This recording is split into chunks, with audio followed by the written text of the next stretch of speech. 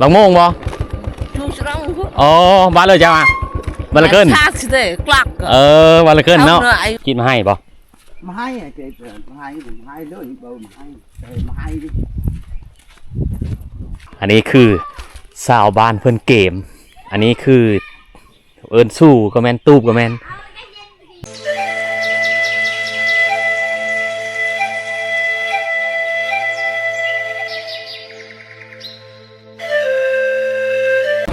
สบายดีทุกคนแล้วก็สบายดี FC ยินดีต้อนรับเข้าสู่2 บ่าวท้อง4คนดอยคือเก่าทุกคนมื้อนี้ก็เดินทางเข้าอีกหมู่บ้านหนึ่งก็คือบ้านวังโมงเมืองเซโปนมื้อนี้ก็ไปถ่ายวิถีชีวิตของพี่น้องพ่อบุรูอยู่ที่บ้านวังโมงแต่ว่ามื้อนี้เฮายังไม่รู้จักว่าเอาไปเชิญเนี่ยวังโมงบ่อ๋อบ้านเลยจ้าบ้านละเกินบ้านละเกินเนาะกลับไปละเกินเนาะ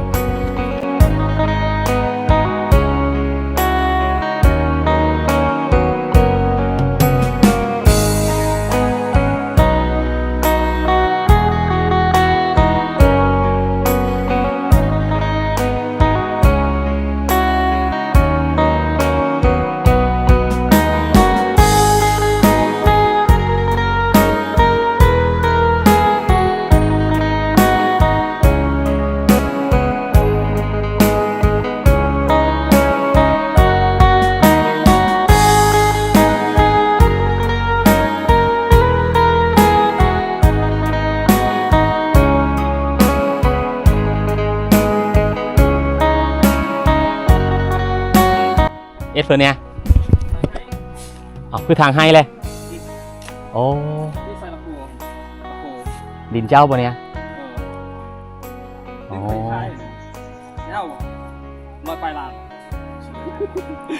วันนี้ผู้ซื้อได้สาขาแท้บ่โอ้คือทางไหวถือเจ้าเนาะบริตาต่อตีนของเขาบ่ของเพื่อตัวนี้ได้ใช่ตอนนั้นนะโอ้ไม่มดนี่เนาะ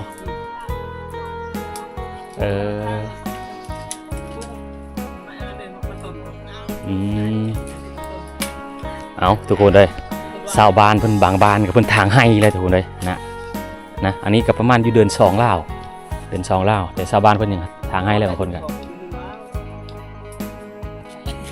เวลาได้ยังเอาเงินตัวเด้อ10,000นะเด้อขาเราอ่ะแม่นเราของโต๊ะหรอวะ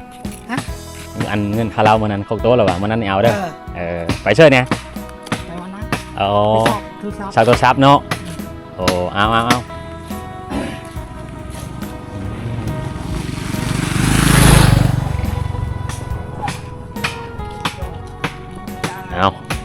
ชาวบ้านหลังเกิดเขาจะเอาไปซากโทรศัพท์หรือซากโคมอยู่พุ่นละบ้านหน้าไปทุกคนเลยเพราะว่าบ้านหน้ามันเป็นบ้านที่มีไฟฟ้าจักมือแล่นทางมาเนี่ยชี้มือนี่แหละอ๋อ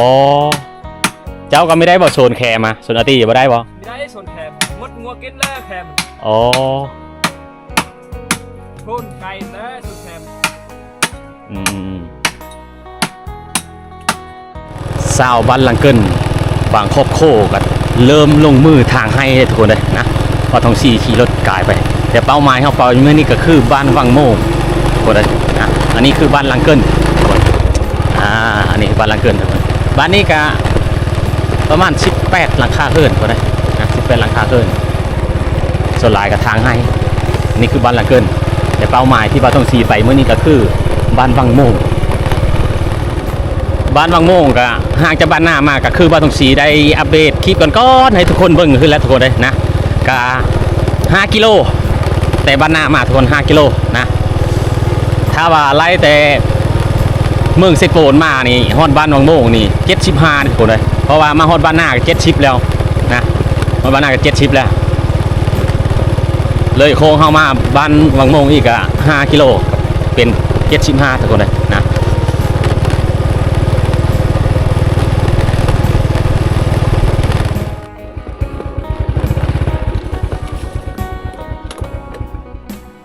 แขมอ้อมเลยทุกคนเอ้ยแขมนี่อ้อมอะไรนี่นะสาบานพลเริ่มเป็นแขมเลยทุกคนนี่แขมนี่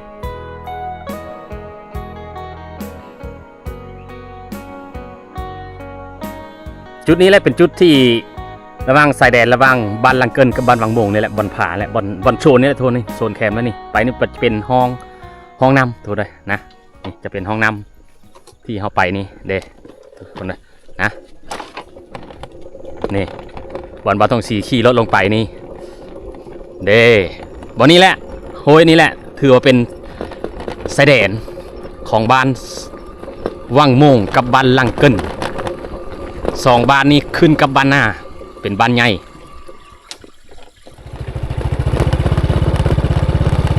บอกเลยทุกคนเลยบ้านวังโมงนี่คันวันย่ามพลนี่ไปไม่ได้อย่าว่าแต่รถจักรรถไถแห้งรถจักรยังว่ายังไปไม่ได้นะทุกคนขนาดรถไถยังยะเลยนี่เป็นห้องไปขี้ตมไปเลยโทษนะเอาไปที่เลยเจ้านะเอาแคมบอ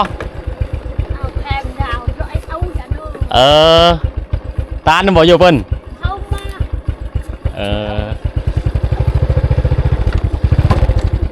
แม่เท้าเพิ่นไปหาพื้นทุกคนเลยอิดอุ้ยแหละหาพื้น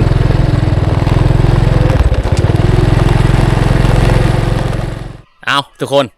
ตอนนี้กับบ่าวทองสีกาเดินทางมาฮอดบ้านวังโมงทุกคนเลยนะบ้านวังโมงก็เป็นบ้านหนึ่งที่บ่าวทองสีว่าแหละห่างจากเมืองมาก็70 กว่ากิโลวันนี้ก็สิพาทุกคนเลาะเบิ่งวิถีชาวบ้านของพาบลูคือเก่าทุกคนนะอีกคลิปหนึ่งบ้านวังโมงนี้บ่ต้องสีจะอ่อนธรรมชาติแล้วก็เฮิรนหลังใหญ่ๆทุกคนหลายทุกคนเลยเฮิรนแปลนมีแต่หลังใหญ่ๆเฮิรนนี่มาเทียบใส่กับบ้านซุบลูนี่โอ้เสียคือบ้านวังโมงทุกคนเลยนะแต่ว่าครอบโคนี่จะน้อย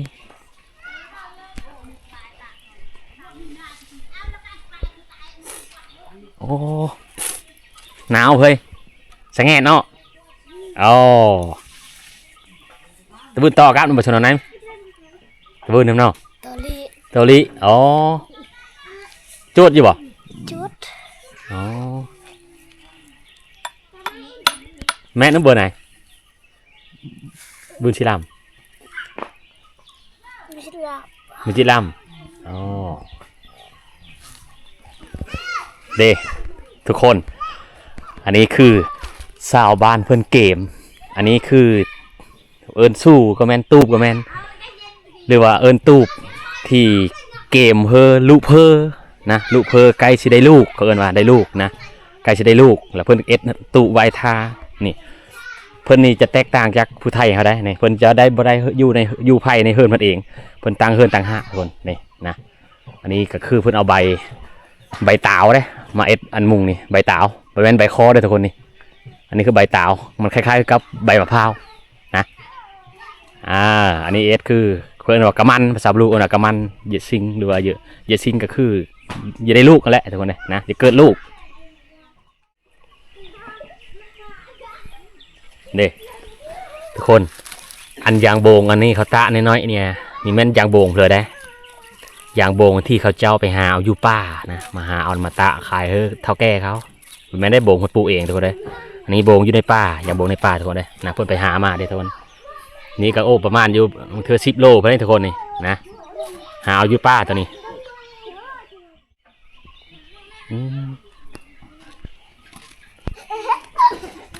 เอาน้องๆคนดินนะน้องๆอยู่ในชนบทกับน้องๆอยู่ในเมืองเนี่ยจะแตกต่างกันไปทุกคนนะการลิ้นของเขาจะแตกต่างกับคนอยู่ในเมืองด้วยนะ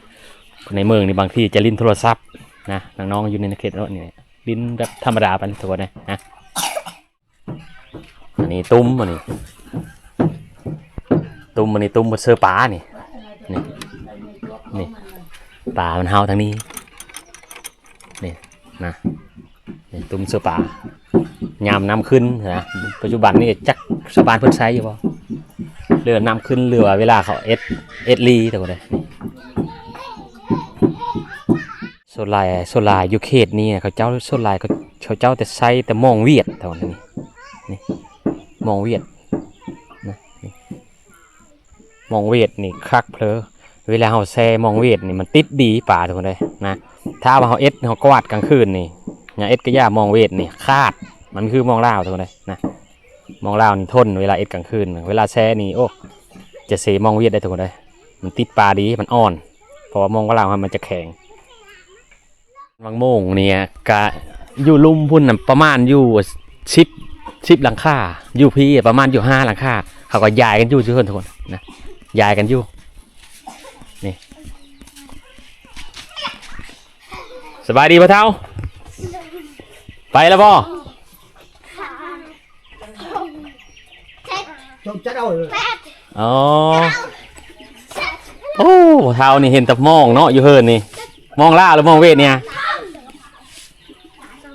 โอ้ตัวนี้จะคือซีเมนมองเวทอันนี้คือไม่มองล่าวเนี่ยอันนี้แม่นบ่มองล่าวแท้นี่ Nào, và chả đôi đâu. นี่เบิ่งนี่จักจะคือปลาทุกคนเลยมาตุชีกับเพิ่นซอยไปทุกคนเลยปลาจาดปานนี้แหละนี่ Mà ปลาขม่านบอกอ๋อส่วนหลายเขาเนี่ยใส่นี่แหละแสงซูเซลล์ทุกคนเลยนี่แสงซูเซลล์แต่ว่าแต่เก้าเขาเจ้าใส่แผ่นซากมาใส่กับหม้อไผ่แต่มาปัจจุบันนี่มันก็ทันสมัยแล้วเพิ่นก็มาใส่แสงซูเซลล์เลยทุกคนเลยนี่ซากโทรศัพท์ก็สบายห้อยเลยนี่ห้อยแบบนี้เลยได้ทุกคนเลยเวลาเขาโทรมาก็มีสัญญาณอยู่เพื่อนกัน mi lần. มีเนาะตั้งโต๊ะ lần. ตั้งโต๊ะเนาะ Men. อ๋อตั้งโต๊ะทุกคนเลยเอาทุกคนบ้านตรงชีก็มาอันนี้คือเป็นบ้านวังโมงบ้านเก่าแต่ว่าเขาก็ย้ายไปอยู่พุ่นคือกันทุกคนเลยนะบางครอบครัวก็ย้ายไปอยู่บ้านลังก้นนะนี่อันนี้มีแต่กกมะม่วงมีมะม่วงมั้งนี่บ้านเก่าทุกคนนี่หมากเคบนี่หมากคันตะโหดนี่ทุกคนเลยหลายนะนี่นี่บ้านเก่าเลยทุกคนนี่มีแต่กกมะมีแถวนี้กกหมักมีกกมะขามนะวันนี้จะพาน้องๆเพื่อนไปเอามาเกงนะมาเกงภาษาบาลูเอิ้นว่าเปียนี่ทุกคนอันนี้คือกกมะม่วงขี้ซี่นะมะม่วงขี้ซี่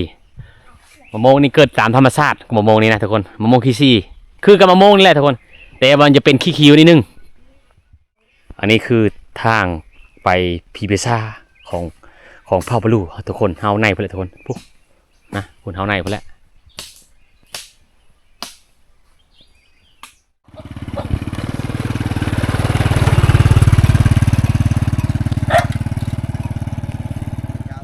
Chú bò kìa. แหละ Ôi đi gàn phút lười đi.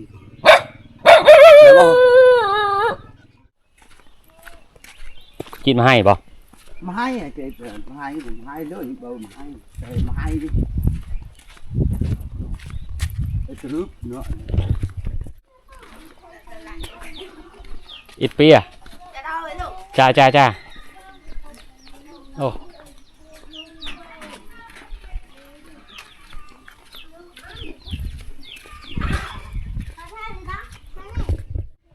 มีแต่เหิดแปลนหมดโป๊ดมีแต่เหิดหลังงาม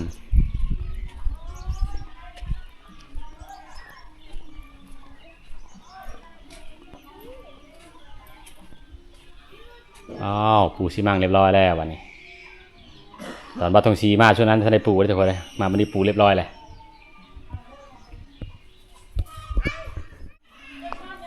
ฟ้าอย่างโบงทุกคนเลยนี่เต็มอยู่อันนี้คืออย่างโบงสวนทุกคนเด้อนี่อย่างโบงสวนเด้อนี่เด้อนะ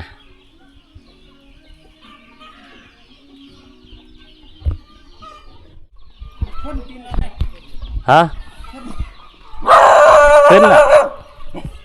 ขึ้นก็มีแจ๊บไปเลยซ้ำวะขึ้นก็มีแจ๊บไปเลยซ้ำวะมีแจ๊บไปเลยซ้ำขึ้นก็ยากแล้วไม่ชอบเลย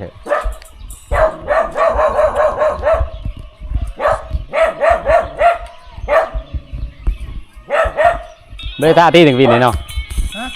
ปลามาเด็ดแคมบ่